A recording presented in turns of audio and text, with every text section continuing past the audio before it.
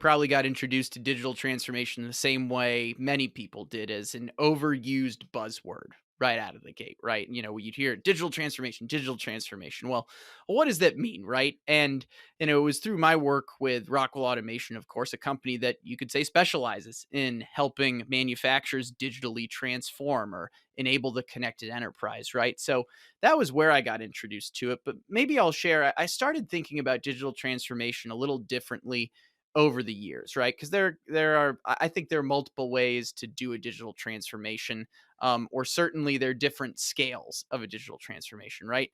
Could be something as a full company digital transformation, new ERP, bringing together MES systems. If you have a bunch of different facilities, a bunch of different plants that have been out there for a long time and they've created their own systems, well, it's about bringing that all together, right? That's a true transformation when you're creating tools that can really, at the end of the day, transform the way your enterprise operates. But being in the SaaS world now, particularly in industrial maintenance, I also realize, hey, everyone's got to start somewhere for digital transformation, right?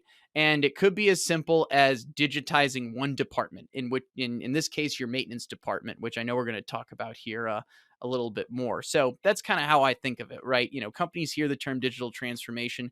If you want to go beyond the buzzword, you got to realize, hey, there can be a massive transformation, but even if not that, it's all got to come in steps. So you could do small transformations as well.